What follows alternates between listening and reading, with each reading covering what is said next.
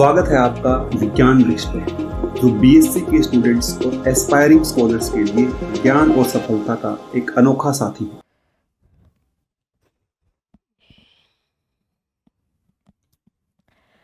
Hello everyone, विज्ञान वृक्ष के ऑनलाइन प्लेटफॉर्म पे आप सभी का स्वागत है। तो जैसे कि आप सब जानते हैं, लास्ट क्लास में हमने क्या करा था। लास्ट क्लास में हमने कंडेंसेशन पॉलीमराइजेशन स्टार्ट कर दिया था, क्या मेथड होता है, और उसमें हम किन किन क्लास की बात करने वाले थे। लास्ट क्लास में हमने पॉलिएस्टर की बात कर ली थी, जिसमें हमने डैक्रोन ग्लिप्टन दोनों की ही बात कर ली थी। ठीक है, उनमें क्या देखा था हमने कि एक मोनोमर तो दोनों में ही क्या रहा था, सेम रहा था, और जो दूसरा मोनोमर था, एक में थैलिक एसिड था और एक में टेरेथैलिक एसिड था। ठीक है, उनकी पोजीशन में क्या, मतलब दोनों ही मोनोमर में क्या डिफरेंस था, COOH ग्रुप की प्रेजेंस यानी कि पोजीशन जो है उनका डिफरेंस था, बस। ठीक है, ये जो भी बात थी पॉलिएस्टर की वो हमने लास्ट क्लास में कर ली थी। क्या क्या देखा था हमने, मोनोमर देखा था, ठीक है, किस तरीके से प्रिपेयर कर सकते हैं, यूजेस देखे थे। और आज की क्लास में हम क्या पढ़ने वाले हैं, आज की क्लास में हम पॉलीअमाइड्स के बारे में पढ़ने वाले हैं। पॉलीअमाइड्स में हम क्या क्या पढ़ेंगे, मैंने बोला जहाँ पे भी आपको नायलॉन दिख जाए ना, वो समझ जाओ कि वहाँ पे पॉलीअमाइड लिंकेज जो है वो प्रेजेंट है। ठीक है, और आपको याद हो तो एक पॉलीअमाइड की बात हमने लास्ट क्लास में कर ली थी, दैट इज नायलॉन 6,6। ठीक है, जो भी ज़्यादा बातें थी वैसे मैकेनिज्म के साथ हमने लास्ट क्लास में कर लिया था, और आज हम उस चीज़ को दोबारा से एक बार और रिपीट करेंगे ताकि आपका रिवीजन भी हो जाए और साथ ही साथ आपके नोट्स भी जो बने ना, तो जहाँ पे जो चीज़ रिक्वायर्ड है वहाँ पे वो चीज़ आप लिख सको। ठीक है, तो हम क्या बात करेंगे आज हम कंडेंसेशन पॉलीमराइजेशन से नेक्स्ट क्लास जो बनती है पॉलीमर्स की, दैट इज पॉलीअमाइड्स, उनके बारे में बात करने वाले हैं। ठीक है, तो चलिए फिर बिना देर करे स्टार्ट करते हैं अपने आज का सेशन। और क्या बात करेंगे, किसकी बात करेंगे हम, पॉलीअमाइड्स। देखो, जो काम है जैसा नाम वैसा ही इसका क्या होगा, काम होने वाला है। ठीक है, मैंने क्या बोला था, जैसा नाम होगा फिजिकल में, सॉरी पॉलीमर केमिस्ट्री में आप क्या देखोगे, जैसा नाम वैसा ही काम रहने वाला है। ठीक है, हम पॉलीअमाइड्स की बात करें तो देखो, अगर कभी कभी कंफ्यूजन हो जाए कि भाई ये क्या समझाना चाह रहा है, तो वर्ड को ब्रेक करके देखो। पॉली का मतलब होता है मैनी, ठीक है, मैनी, और अमाइड्स का तो आपको पता ही होगा, अमाइड ग्रुप प्रेजेंट होने वाला है।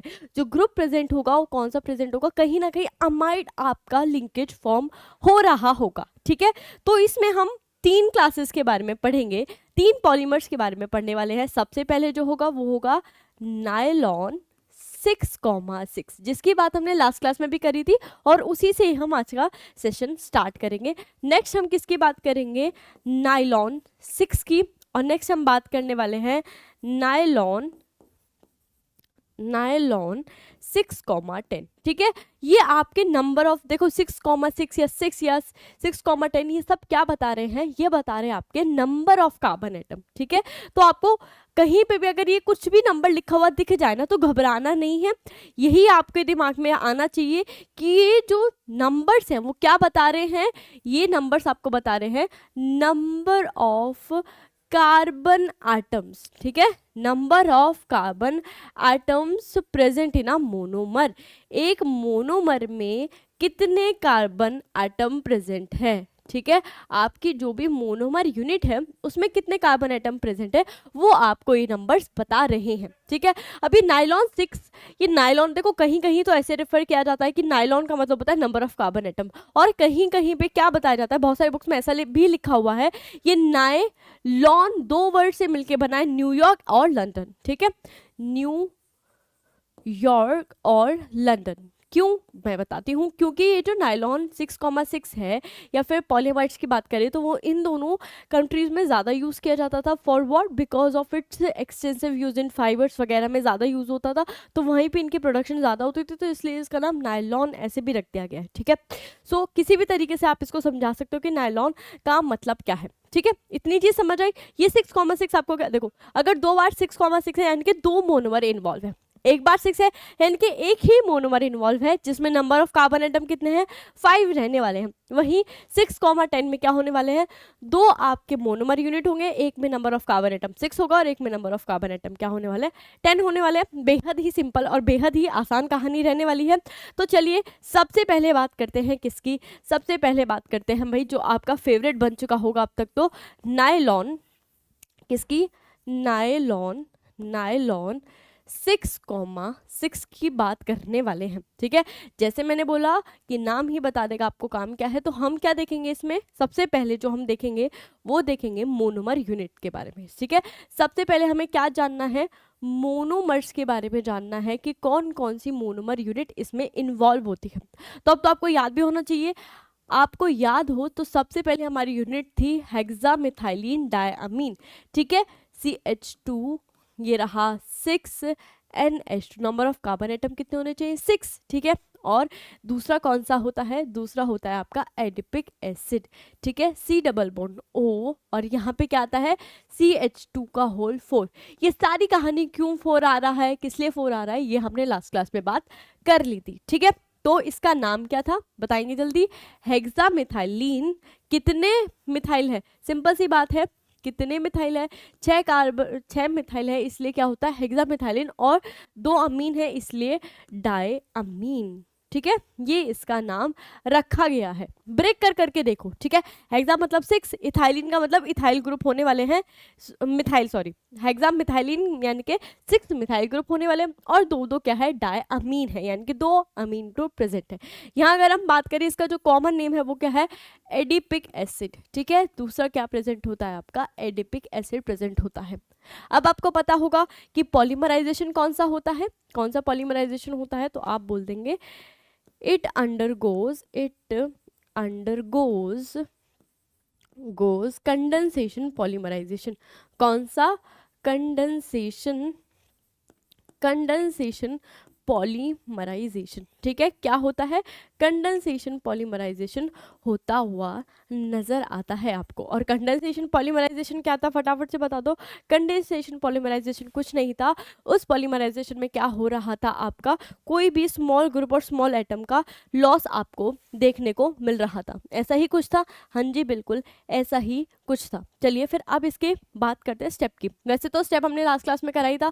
क्या होगा, ये जो 2 आपके मोनोमर यूनिट हैं, ठीक है, ये रहे, लिख देते हैं फटाफट। इनको अगर हम हीट करते हैं, ठीक है, हीट करते हैं, सबसे पहले क्या होता है, आपका एक सॉल्ट बनता है। अब क्या सोचो मैम ये सॉल्ट कहाँ से आ गया, हाँ जी, अगर आप ईच स्टेप की बात करोगे तो सबसे पहले जब आप इसको हीट करते हो, ठीक है, कितने डिग्री सेल्सियस, भाई टेम्परेचर पता होना चाहिए।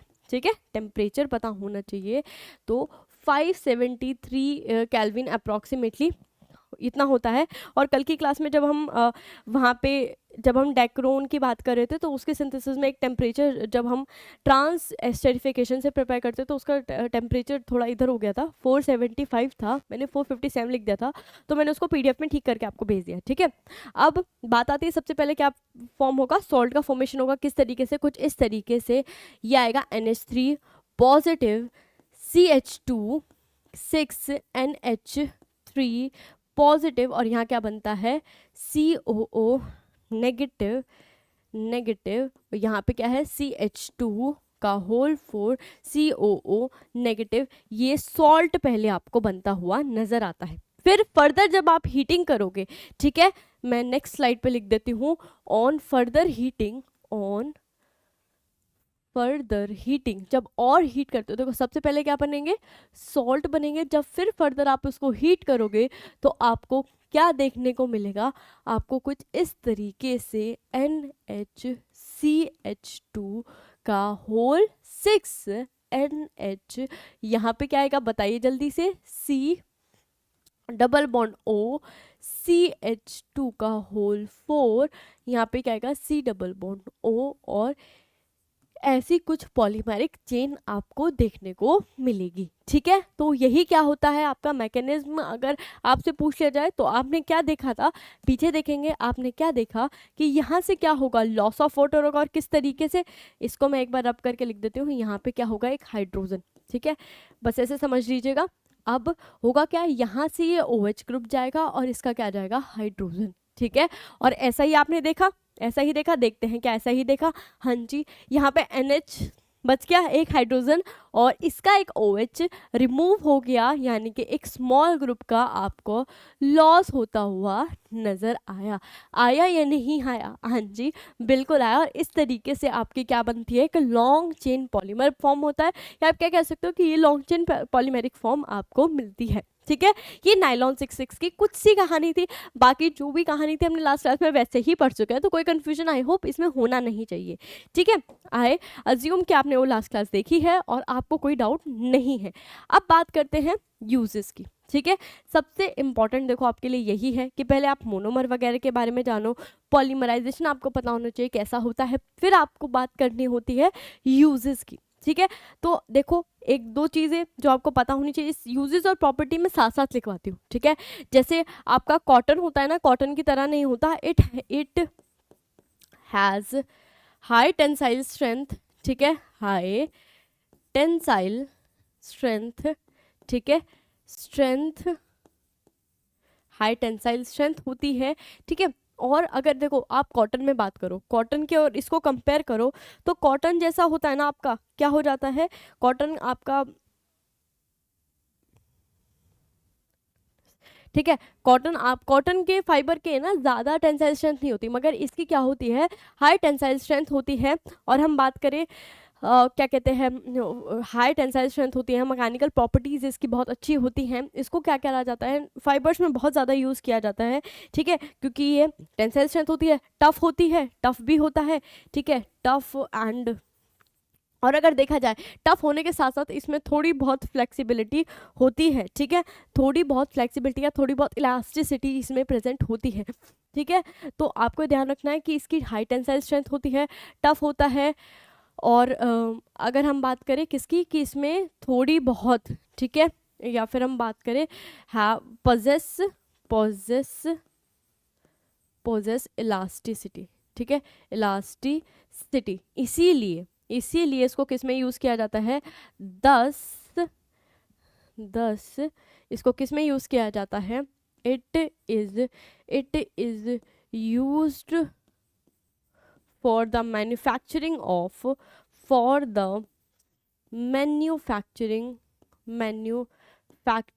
of CTURING, देखो फैक्चरिंग ऑफ टेक्सटाइल। ठीक है, आपके जो भी क्लोथ्स वगैरह हो गए, ठीक है, जो हार्ड जिससे हम बना सकें, जैसे कारपेट्स हो गए, टेक्सटाइल फाइबर हो गए, ठीक है, फाइबर्स हो गए, और टायर जो आपकी कॉर्ड्स होती हैं, ठीक है, उनको भी बनाने में इसका यूज़ किया जाता है। ठीक है, क्या बोला, टेक्सटाइल फाइबर हो गया आपका, और कारपेट्स जो हो गए उसमें। ठीक है, साथ ही साथ बात करें हम किस में, एंड बात करें ब्रिसल्स ऑफ ब्रशेस के ब्रिसल्स को आप देखते हो। ठीक है, वो जो ऐसे ब्रशेस में से ऐसे धागे जो निकले होते हैं, ठीक है, उनको ब्रिसल्स बोलते हैं। तो उनके ब्रिसल्स में भी आपको क्या दिखता है, किससे बने होते हैं, वो जनरली आपके नायलॉन 66 से ही बने होते हैं। ठीक है, ये बात हो गई। और अगर कुछ और, वैसे तो मेन इंपॉर्टेंट यूज़ यही आता है इसका, मगर अगर कोई और इम्पॉर्टेंट यूज़ आपको बोल दिया जाए, तो अगर आप गर्ल्स वगैरह की स्टॉकिंग्स जो होती हैं उनमें नायलॉन 66 का यूज़ किया जाता है, क्योंकि मैंने बोला क्योंकि कॉटन के अल्टरनेटिव में इसको एज अ फाइबर यूज़ किया जाता है। ठीक है, और भी बोल सकते हैं दैट इट इज़, क्या बोल सकते हैं, it is use as an alternate of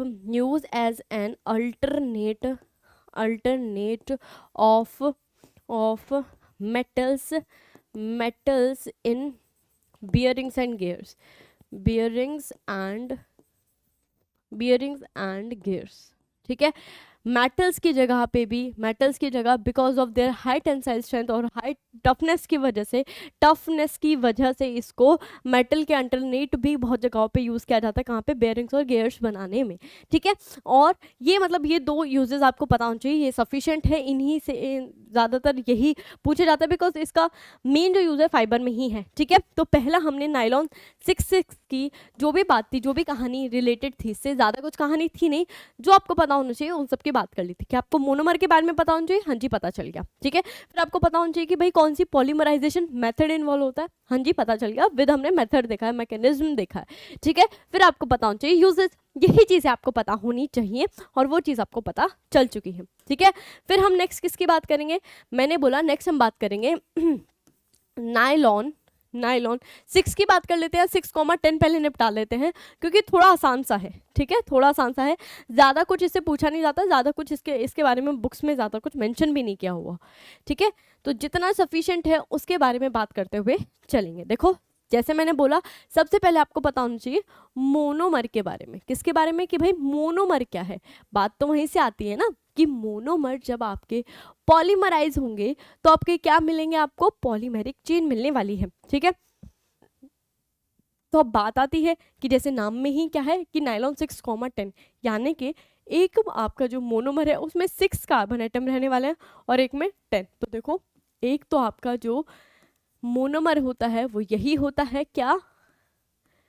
hexamethylene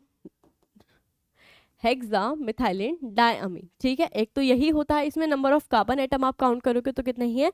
6। दूसरा होता है सैबिक एसिड करके नाम होता है, ठीक है। अभी मैं C+O 10 जैसे लिखा हुआ है तो यहाँ पे क्या होता है? OH यहाँ पे होगा। यहाँ पे कितने नंबर ऑफ कार्बन एटम होंगे आप मुझे बता दो। 2 कार्बोक्सिलिक प्रेजेंट होंगे एसिड, तो उनके 2 कार्बन एटम होंगे। रेस्ट ऑफ जो मिथाइल प्रेजेंट होंगे वो कितने होंगे? 8 C+O और ये रहा OH, ठीक है। दीज 2 ग्रुप्स आर प्रेजेंट, ठीक है। यहाँ पे आप देखोगे नंबर ऑफ कार्बन एटम यहाँ पे भी कितने हैं? 6 है, और यहाँ पे नंबर ऑफ कार्बन एटम आप काउंट करोगे तो कितने हुए? 10 हुए, और इसीलिए इसका नाम क्या होता है? नायलॉन 6,10। अब एक चीज़ जो आपको पता लगानी थी, वो ग्रुप की हमने यहाँ बात नहीं करी, अमाइड की बात करिए। देखो ये वाला ग्रुप, ठीक है, ये क्या है? यहाँ पे R लगा लो, R डैश लगा लो, C+O और यहाँ पे कोई भी R ट्रिपल डैश है। यही क्या है आपका? ये आपका कौन सा लिंकेज है? ये आपका पॉलीअमाइड, ये अमाइड है, ठीक है। कैसा लिंकेज है? अमाइड लिंकेज यहाँ पे प्रेजेंट है, इसीलिए हम इनको किस में पढ़ते हैं? पॉलीअमाइड में पढ़ते हैं, ठीक है। आपको क्या दिखा? अमाइड लिंकेज दिखा, यहाँ पे दिखा, हाँ जी बिल्कुल दिखा। ये क्या है आपका? Amide linkage. ये चीज़ आपको पता होनी चाहिए थी एक और, जिसकी वजह से हम इसको क्या बोलते हैं? पॉलीअमाइड बोल देते हैं। किसकी क्लास में हम पढ़ रहे हैं इसको? पॉलीअमाइड की क्लास में पढ़ रहे हैं। किसकी वजह से? इसी वजह से। किसकी वजह से? अमाइड लिंकेज की वजह से। ये अमाइड ग्रुप प्रेजेंट होगा, जहां पे आपको ये अमाइड ग्रुप दिख जाए वहां पे आप क्या बोल दोगे? पॉलीअमाइड ग्रुप से बिलोंग करते हैं। अब देखो नाम लिख दो इसका, हेक्सामिथाइलिन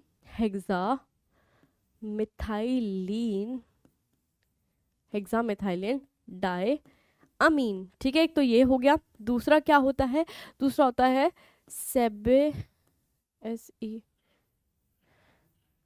एक बार SEBACIC, ये नाम होता है, फिर भी मैं एक बार कंफर्म कर लूँगी, ठीक है। ये आपका नाम होता है। ये 2 आपके मोनोमर यूनिट प्रेजेंट होती है, ठीक है। तो मोनोमर यूनिट की बात हो गई। मोनोमर यूनिट की बात होने के बाद अब बात आती है कि मैकेनिज्म कौन सा होता है।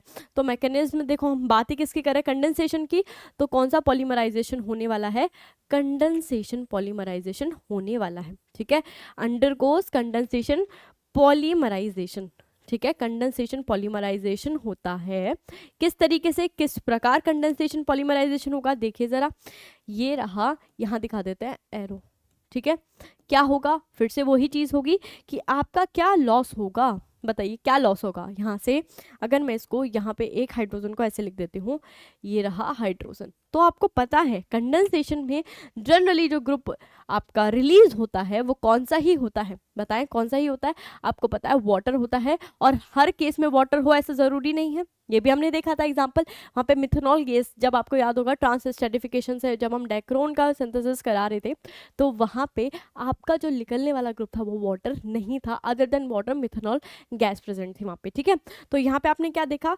क्या लॉस होगा? वाटर का लॉस होगा। हुआ जी, बिल्कुल हुआ। और क्या बनता हुआ नजर आएगा? देखिए जरा, क्या बनता हुआ नजर आएगा? यहाँ से भी क्या जाएगी? हाइड्रोजन, बिल्कुल जाएगी। तो आप बोल दोगे मैम ये बना कुछ इस तरीके से, CH2 6, और यहाँ पे भी क्या रहेगा? NH। यहाँ पे क्या रहने वाला है? C+O। यहाँ पे क्या होगा? CH2 8, ठीक है, 8 होगा। बस इसमें और नायलॉन 6 में क्या है डिफरेंस है कि हाँ, वहाँ पे नंबर ऑफ कार्बन एटम्स कितने थे? यहाँ पे 6 थे, और यहाँ पे नंबर ऑफ कार्बन एटम इस मोनोमर में कितने हैं? 10 है। बस इतना ही तो डिफरेंस है, बाकी सब चीज़ें तो एज इट इज़ रहने वाली है, ठीक है। फिर हमें क्या देखना है? क्या इसमें अमाइड लिंकेज प्रेजेंट है? देखते हैं ज़रा, क्या ये रहा, क्या इसी को हम अमाइड लिंकेज बोलते हैं? हाँ जी, इसको हम क्या बोलते हैं? Amide linkage. क्या बोलते हैं? अमाइड लिंकेज बोल देते हैं। हाँ जी, बिल्कुल बोल दिया। ठीक है, तो इसमें भी क्या प्रेजेंट है आपका? अमाइड लिंकेज प्रेजेंट है। यूजेस वगैरह ज़्यादा इसके पूछे नहीं जाते ऐसे खासा, बस जो आपको मेन चीज़ें पता होनी चाहिए थी वो मैंने आपको बता दी, कि आपको पता होना चाहिए कि भाई मोनोमर कौन सा इन्वॉल्व है, और साथ ही साथ क्या आपका जो पूरा टोटल पॉलीमर की यूनिट है, रिपीटिंग यूनिट है, वो कैसे होने वाली है। आपसे इसकी हेल्प से ये भी पूछ सकता है कि आपको ये पॉलीमर यूनिट दे दी और पूछ लिया जाए मोनोमर बताओ भाई इसमें क्या है, तो आपको क्या करना है? आपको हाइड्रोलिसिस करानी है। चलो उसकी भी हम एग्जाम्पल करते हैं किस तरीके से, अगर ऐसा पूछ लिया जाए तो आप क्या करोगे, वो किसकी हेल्प से समझेंगे हम? नायलॉन अब आखिर ही बच चुका है, आखिर कहानी है नायलॉन 6 की। ठीक है, नायलॉन 6 की। यहाँ पे आप क्या पता लगा सकते हो कि इसमें जो मोनोमर इन्वॉल्व है ना, वो क्या होने वाला है? वो मोनोमर जो है वो एक ही मोनोमर होने वाला है जिसमें नंबर ऑफ कार्बन एटम कितने होंगे? 6 होने वाले हैं। तो देखो इसके मोनोमर की अगर मैं बात करूँ, खूबसूरत बात वहीं से स्टार्ट होगी कि जो मोनोमर है ना इसका, इन जो आपने अभी तक पढ़े ना उनमें से बिल्कुल डिफरेंट है। मोनोमर की अगर मैं बात करूं तो मोनोमर क्या है? डिफरेंट है। किस तरीके से? देखो लेट अस सपोज ये 1 2 3 4 5 6 और यहाँ पे नाइट्रोजन। ठीक है,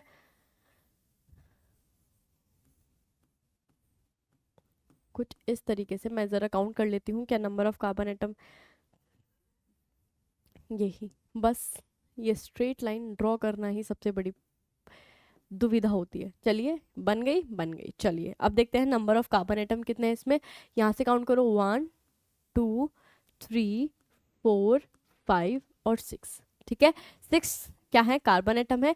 यहाँ पे क्या प्रेजेंट होता है? डबल बॉन्ड O आपका प्रेजेंट होता है, और यहाँ पे एक हाइड्रोजन और प्रेजेंट होता है। ठीक है, दिस इज योर मोनोमर, जिसको हम क्या बोल देते हैं?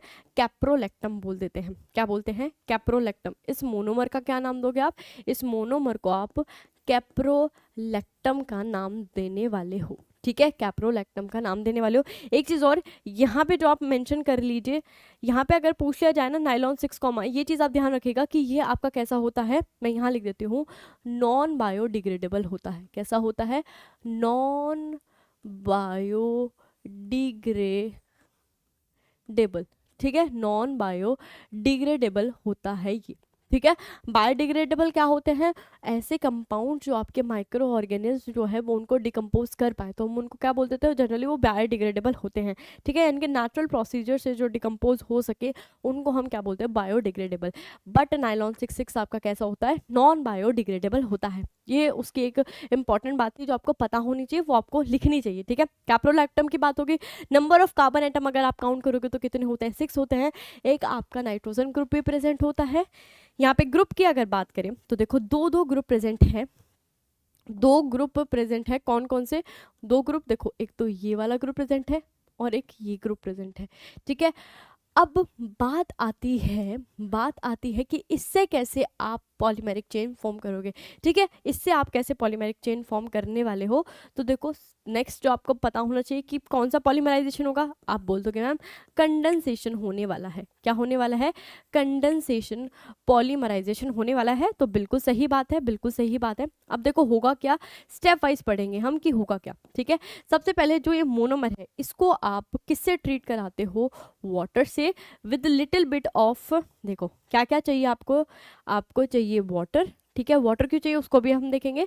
फिर आपको क्या चाहिए? एसिड चाहिए। ठीक है, एसिड चाहिए HAC। ठीक है, ये आपको एसिड चाहिए होगा, एसिटिक एसिड। क्यों? क्योंकि जो आपका जो पॉलीमेरिक चेन लेंथ को कंट्रोल करने के लिए आपको स्मॉल अमाउंट ऑफ एसिड चाहिए, with a trace of acid चाहिए होगा, और आपको क्या चाहिए होगा? वाटर चाहिए होगा। ठीक है, तो ये क्या है? इसकी इनिशियल कंडीशन है कि आपको किस तरीके से क्या करवाना है, किस तरीके से आपको ये फॉर्म कराना है।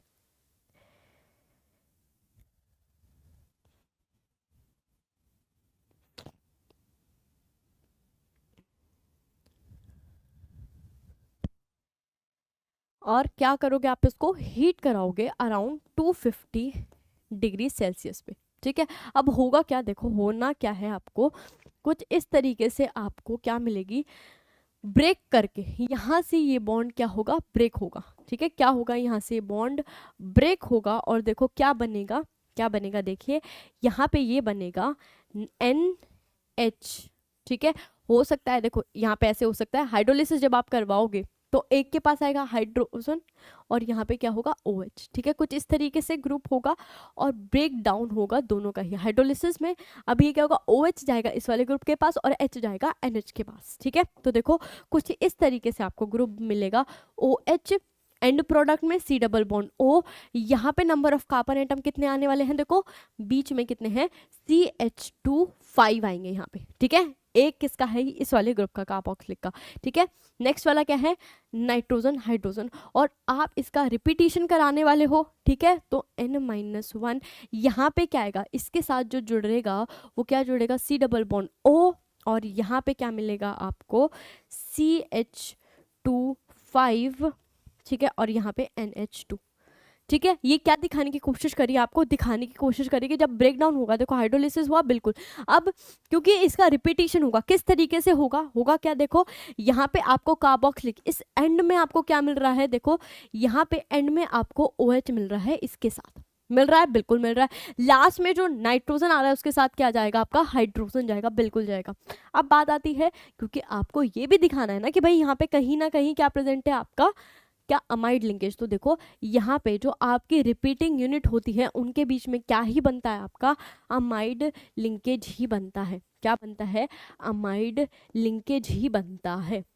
ठीक है, अमाइड लिंकेज ही बनता है। ठीक है, ऐसा ही कुछ आपको बनता हुआ नजर आता है। ठीक है, तो ये बात आती है कि भाई आपको ये पता होना चाहिए कि किस तरीके से मैकेनिज्म इन्वॉल्व है, होगा क्या आपका, ये ब्रेक डाउन होगा, किस तरीके से ब्रेक डाउन हुआ वो आपने देख लिया कि होगा क्या है, जब आपको इसको हीट कराते हो वाटर के साथ। ठीक है, विद बिट ऑफ या ट्रेस ऑफ एसिड। ठीक है, तो वहाँ पे कुछ इस तरीके से आपको रिपीटिंग यूनिट देखने को मिली है। अब बात आती है, मैम यहाँ पे N-1 क्यों लिखा, क्योंकि एक रिपीटिंग यूनिट मैंने बाहर लिख दी ना, टोटल रिपीटिंग यूनिट क्या होगी, N होगी। अब सिंपल सी बात है, आपके पास टोटल अगर चॉकलेट 10 है और उसमें से एक आपने दूसरे, मतलब टोटल ऐसे मानिए, समझिए कि आपके पास 10 चॉकलेट्स थी। ठीक है, अब आपने क्या करा, 9 चॉकलेट्स एक हैंड में ले ली और एक चॉकलेट किस में है, दूसरे वाले हाथ में। ठीक है, तो हुई कितनी, 10 ही हुई, कंबाइन करके तो 10 ही है आपके पास, मगर एक क्या है, 9 इसमें है और एक इस हाथ में है। ठीक है, तो यही चीज है कि पूरे टोटल तो number of monomer unit, repeating unit क्या होंगी, N होगी। एक बस आपने साइड में करके लिख दी है, बात तो वही, एक यूनिट ये रही, इनको दोनों को प्लस करोगे तो टोटल नंबर ऑफ यूनिट कितनी आने वाली है, N ही आने वाली है। ये बस आपको ये दिखाने के लिए था कि एंड प्रोडक्ट क्या होने वाला है। ठीक है, आई इतनी चीज समझ। अब एक जगह एक चीज और आती है कि आप इसको कैसे, कैप्रोलैक्टम को कैसे प्रिपेयर कर सकते हो। तो नेक्स्ट जो आपकी हेडिंग रहने वाली है वो यही रहने वाली है, सिंथेसिस ऑफ कैप्रोलैक्टम। ठीक है, कैप्रोलैक्टम, किस तरीके से आप कैप्रोलैक्टम को सिंथेसाइज कर सकते हो। देखो स्टार्टिंग से पढ़ेंगे इसको, साइक्लोहेक्सेन लेके चलेंगे बिल्कुल। ठीक है, स्टार्टिंग से साइक्लोहेक्सेन। ठीक है, ये क्या है आपका, साइक्लोहेक्सेन। ठीक है, साइक्लोहेक्सेन है। सबसे पहले आप क्या करोगे, सबसे पहले देखिए यहाँ पे लगा देते हैं एरो। ठीक है, सबसे पहले आप इसका क्या कराने वाले हो, ऑक्सीडेशन कराने वाले हो। क्या कराया आपने, ऑक्सीडेशन कराया बिल्कुल कराएंगे। देखिए अभी ऑक्सीडेशन कराया और क्या प्रोडक्ट आपको मिलेगा, कुछ इस तरीके से डबल बॉन्ड O यानी कि साइक्लोहेक्सेनॉन आपको मिलेगा, साइक्लोहेक्सेनॉन। ठीक है, साइक्लोहेक्सेनॉन मिला, बिल्कुल मिल गया, चलिए भाई मिल गया, इतनी बात ठीक है। फिर आप इसमें ऑक्साइम डाल रहे हो, आप इसमें क्या डाल रहे हो, ऑक्साइम NH2OH आपने डाला। अब आपको इसकी रिएक्शन तो बेहतरीन तरीके से ही पता होगी, होगा क्या, यहाँ पे कुछ इस तरीके से, यहाँ पे क्या लग जाएगा, डबल बॉन्ड नाइट्रोजन और ये लगेगा OH। इतनी चीज तो बहुत ही, इतनी कहानियां तो आसानी से ही चलती जा रही हैं, यहाँ तक कोई दिक्कत किसी को आनी नहीं चाहिए। बाद में आता है आपका नेक्स्ट जो स्टेप होता है, यहाँ पे आपको क्या होगा, यहाँ पे देखिए, यहाँ पे एक बहुत खूबसूरत सी बात होगी, यहाँ पे होगा आपका टोटोमेरिज्म। क्या होगा, टोटोमेरिज्म होगा। ठीक है, किस तरीके से, देखिए कुछ इस तरीके से आपको प्रोडक्ट मिलेगा, ये रहा नाइट्रोजन। ठीक है, यहाँ पे आ जाएगा आपका नाइट्रोजन ऑक्साइड। ठीक है,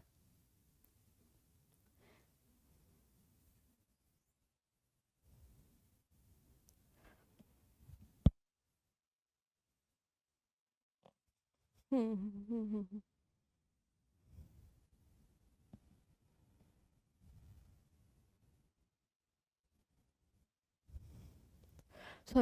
टोटोमेरिज्म नहीं होगा यहाँ पे देखो होगा क्या। यहाँ पे जब आप कैसी कंडीशन डालते हो, जब आपको कुछ कुछ अगर आ रहा होगा, यहाँ पे अगर आप कंसंट्रेटेड, अगर ऐसे कोई ग्रुप होता है नाइट्रोजन डबल बॉन्ड में कोई भी CR ग्रुप, यहाँ पे OH ग्रुप प्रेजेंट होता है, तो आपको पता होना चाहिए यहाँ पे क्या जाता है, बैकमैन रीअरेंजमेंट। ठीक है, इन द प्रेजेंस ऑफ, अगर आप कंसंट्रेटेड H2SO4 ले रहे हो, कंसंट्रेटेड क्या लेके चल रहे हो, H2SO4, भाई बहुत ही खतरनाक एसिड होता है। हाँ जी बिल्कुल। तो यहाँ पे आपको क्या देखने को मिलेगा, बैकमैन रीअरेंजमेंट आपको देखने को मिलेगा। क्या देखने को मिलेगा, बैकमैन रीअरेंजमेंट। और आपने इसके बारे में अपने रिएक्शन मैकेनिज्म में बहुत अच्छे से डिटेल में इसका मैकेनिज्म पढ़ा होगा, तो उसकी हम यहाँ नहीं बात कर रहे हैं। हम सिर्फ आपको बताते हैं कि किस तरीके से आपका प्रोडक्ट फॉर्म होता हुआ नजर आएगा। आपको यहाँ पे बैकमैन रीअरेंजमेंट देखने को मिलेगी, जिसकी हेल्प से आप क्या फॉर्म कर पा रहे हो। देखिए ज़रा, कुछ अभी ऐसा ही कुछ आपने स्ट्रक्चर पढ़ा था, ये कभी भी सही नहीं बनेगा, कोई नहीं, हम कोशिश करेंगे। ये रहा कुछ इस तरीके से, यहाँ पे ये रहा, ठीक है, ये लीजिए, ये रहा, ठीक है। यहाँ पे क्या आएगा, ऊपर की साइड क्या आएगा, यहाँ पे NH, ठीक है। यहाँ पे क्या प्रेजेंट होगा, आपका NH आपका प्रेजेंट होने वाला है, यहाँ पे डबल बॉन्ड O। तो आपको क्या फॉर्म होता हुआ नजर आया, जरा बता दीजिए। क्या ये कैप्रोलैक्टम ही दिख रहा है आपको? हाँ जी, कैप्रोलैक्टम ही, कुछ कुछ तो कैप्रोलैक्टम ही नजर आ रहा है। और साइक्लिक रिंग कितने, देखो यहाँ मैंने ये क्यों दिखाया आपको कि कितने number of carbon atom present है, 6 कार्बन एटम प्रेजेंट है। और नाम क्या है इसका, कैप्रोलैक्टम इसका नाम है, ठीक है। तो अगर आपसे ये भी पूछ लिया जाए कि भाई कैप्रोलैक्टम किस तरीके से सिंथेसाइज कर सकते हो, तो वो भी आपको पता चल चुका होगा कि कैप्रोलैक्टम आप कैसे सिंथेसाइज करने वाले हो। सबसे पहले आप साइक्लोहेक्सेनॉल लो, उसकी ऑक्सीडेशन कराओ, और ऑक्सीडेशन कराने के बाद आपको क्या करना है बता दीजिए। आपको ऑक्साइम डालना है, वहाँ से आपको साइक्लो यहाँ से मिलेगा साइक्लोहेक्सेनॉन, साइक्लोहेक्सेनॉन ऑक्साइम, ठीक है। यहाँ से, या फिर मैं सिंपल लिख देती हूँ, ऑक्साइम आपको मिलने वाला है, ठीक है।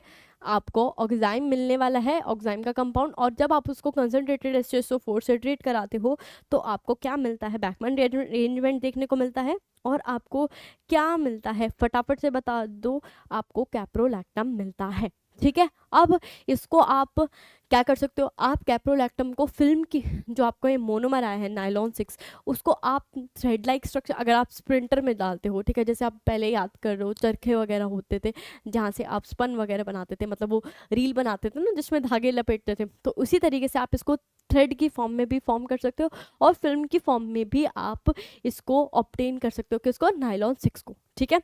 और बात आती है यूज़ की, तो देखो ज़्यादा इसके यूज़ है नहीं, ठीक है, ज़्यादा इसके कुछ यूजेस नहीं हैं, एक ही लाइन में इसके यूजेस ख़त्म हो जाने वाले हैं। अगर हम यूजेस की बात करें, यूजेस की अगर मैं बात करूं, तो नायलॉन 6 जो है, nylon 6 is widely used for the manufacturing of, for the manufacturing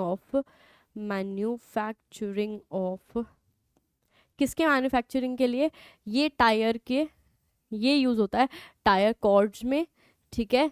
fibres में भी यूज़ किया जाता है, और जो आपकी माउंटिंग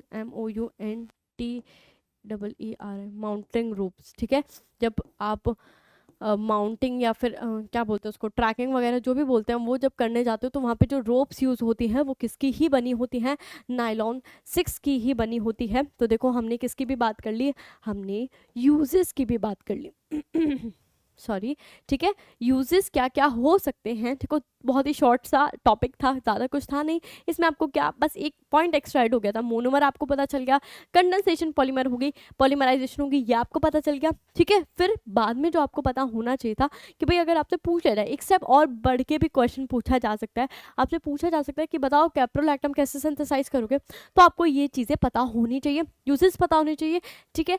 हमने फिर इसी के साथ जो भी अपना पॉलीअमाइड था, जिसमें कौन कौन से, नाइलॉन 6,6, नाइलॉन 6 और नाइलॉन 6,10, जितने भी इनमें मोनोमर यूनिट इन्वॉल्व होती है। तीनों में आपकी एक खास बात क्या है, कॉमन बात क्या है कि तीनों ही कौन सी पॉलीमराइजेशन से फॉर्म होते हैं, कंडेंसेशन में। यहाँ लिख देती हूँ तीनों में ही। अगर मैं यहाँ पे रिवीजन के पर्पस से लिखूँ, रिवीजन, अगर आप रिवीजन कर रहे हो, कंडेंसेशन पॉलीमराइजेशन होता है, हाँ जी, तीनों में ही क्या होता है, कंडेंसेशन पॉलीमराइजेशन आपको देखने को मिलता है। ठीक है, अगर इसकी बात करें नाइलॉन 6,6 की, तो इसके मोनोमर कौन कौन से होते हैं, फटाफट से बता दो।